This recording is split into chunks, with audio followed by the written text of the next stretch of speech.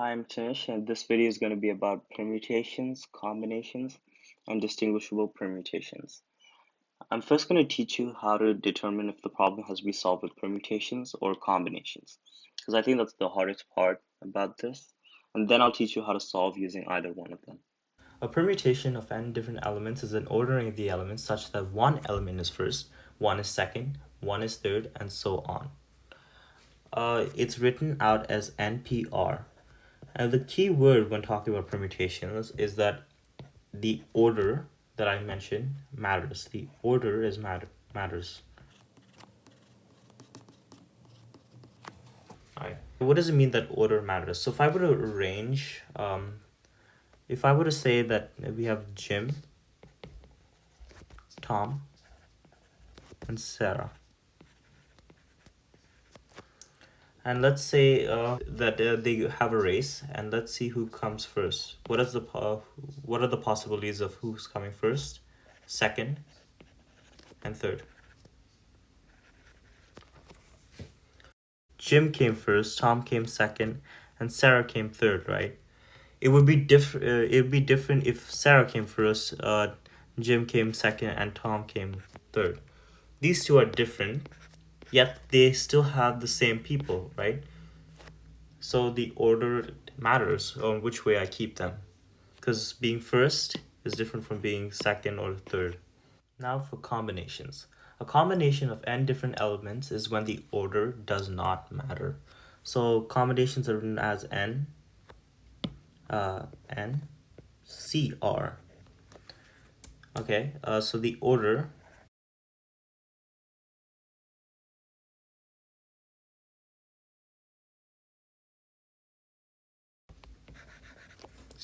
doesn't matter. So if I have Jim, Tom, Sarah, Gary, Zach. Let's say I have these 5 individuals. Now let's say I want to make a team of 3, and I have to choose 3 people from this group.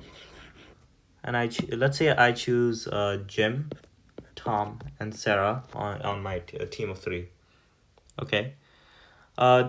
Is that the same as Sarah, Jim, and Tom? Yeah, that would be the same team, right? It contains the same people.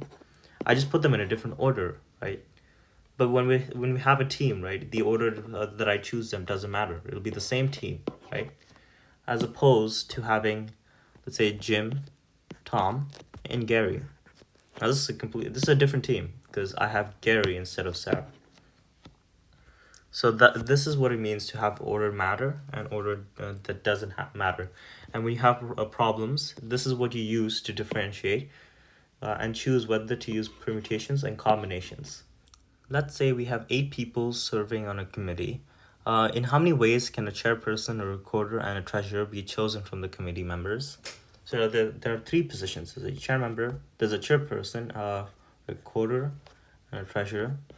And there are 8 people. 8 different people. 1, 2, 3, 4, 5, 6, 7, 8. Alright. First we gotta identify what this is. This is either a permutation or a combination to solve with. Alright. Since we have 8 people, and we have to choose 3 of them to be in our committee, right? So the order matters, right? There are 8 different people, so this might be Carl, this might be Mark, right? And this might be Jake. So if I put Carl over here as the chairperson, and Mark over here as the recorder, and Jake over here as the treasurer, it's not the same if I put Jake as the chairperson, and Carl as the recorder, and Mark as the treasurer. These are 2 different things. They're the same people, but these are 2 different things because each of them have different jobs. So you could say the order matters, right? So this would obviously be a permutation. The order matters. How would I go about solving this problem? We already know that it's a permutation, but how do I solve it? So I said before, permutations are written out as NPR. What exactly is NPR? So NPR is the number of permutations where n elements are taken r at a time. So we have n elements and we have taken r at a time. So we have 8 different elements that we have, and we take 3 at the time, right? Okay, 3 at a time. So you could say that this is 8p3. Now, the formula for permutation, NPR, is equal to n factorial over n minus r factorial. If you don't know what a factorial is, so it's basically if you have a number like 4, right? So 4 factorial would be 4 times 3 times 2 times 1. So it's basically you start at 4, you start at 4 and then keep multiplying till you get 1. So if I have 5, 5 factorial, it would be 5 times 4 times 3 times 2 times 1. And 1 factorial is equal to 1 because there's nothing before. You have to stop at 1. And there's just a rule that 0 factorial will always equal 1. So we have our equation, right? It's and we have to choose 8p3. So if we were to plug it in, then we'd have 8 factorial over 8 minus 3 factorial, right? So if we solve this out, it would be 8 factorial over 8 minus 3 would be 5, so it'll be 5 factorial here. So we're going to divide 8 factorial by 5 factorial. 8 times 7 times 6 times 5 times 4 times 3 times 2 times 1. And then it's 5 factorial. Well, 5 factorial, I said before, was 5 times 4 times 3 times 2 times 1. And if we look over here, we have all the numbers that are that 5 factorial is equal to, right? And they're all being multiplied.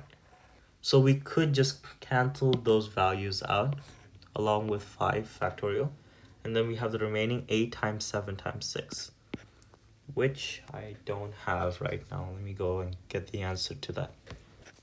8p3 is 336. Let's try a different problem.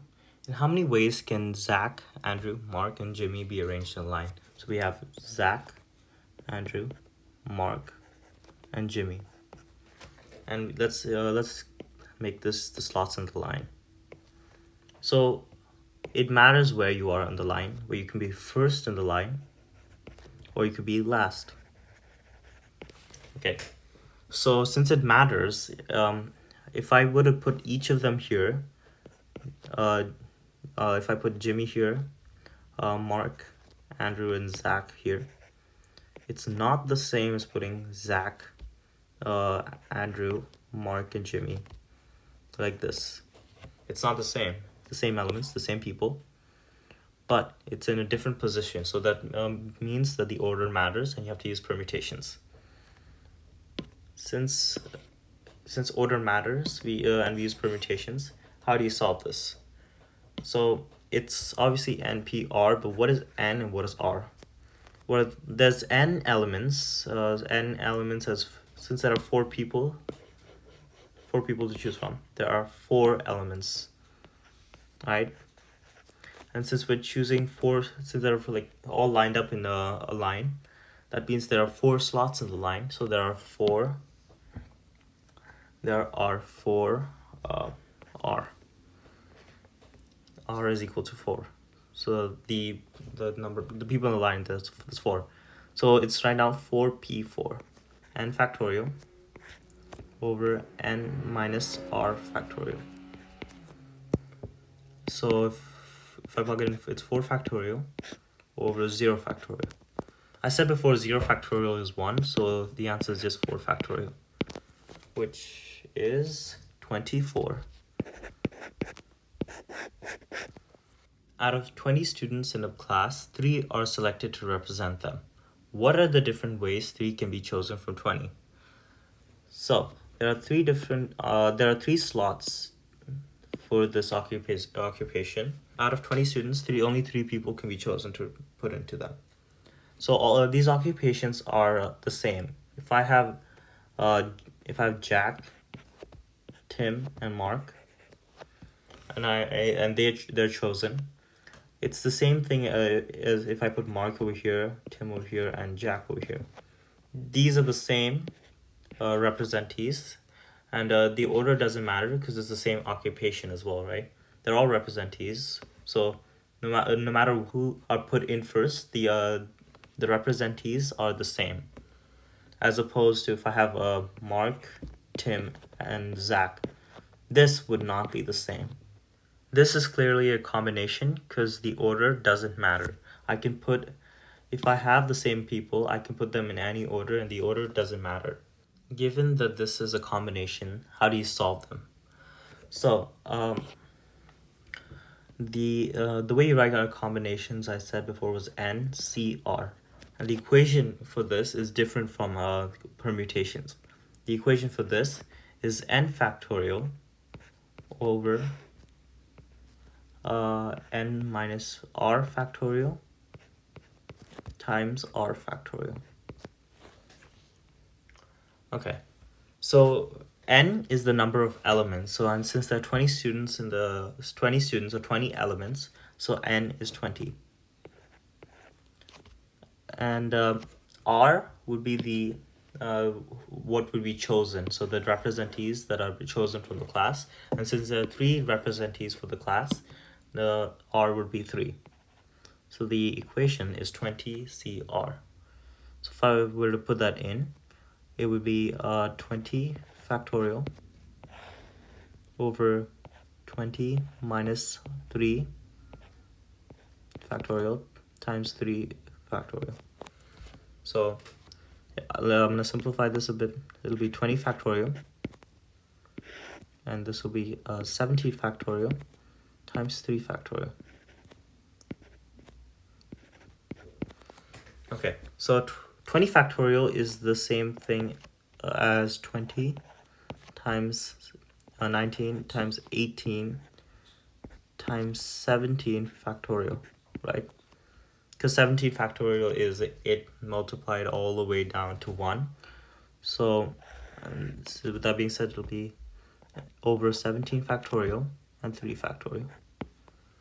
Alright, 17 factorial can cancel with the 17 factorial. And we're left with 3 factorial. 3 factorial is 3 times 2 times 1. So 3 factorial is equal to 6. It's equal to 20 times 19 times 18 over 6. I can cancel this 6 and this, and I'll have 3. So it'll be 20 times 19 times 3. The answer to that is 1,140. Finally, we have distinguishable permutations. So let me teach you this by showing you an example. How many ways can you arrange 2 blue flags, 3 green flags, 1 yellow flag, and 2 red flags? Okay, there are 2 blue flags, blue 1, blue 2. There are 3 green flags, green 1, green 2, green 3, and there's 1 yellow, and 2 red, red 1, red 2. And there are 8 different slots, 1, 2, 3, 4, 5, 6, 7, 8. Okay. Alright, I have to arrange all these things onto here. So let me randomly put an order in. So I'm gonna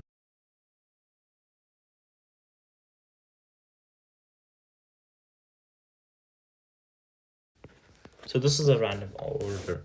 And if you find the permutation of this, you'll find that there's a problem, okay? The thing is that these are not, this B2 and B1 are the same thing. they may be they may be different flags, but they're the same color, and that's what we're looking for, right? How many different ways we can arrange the different colors, right? So B2, if I switch B1 over here and put it in the spot for B2 and put B2 over here, so B1 over here, B2 over here.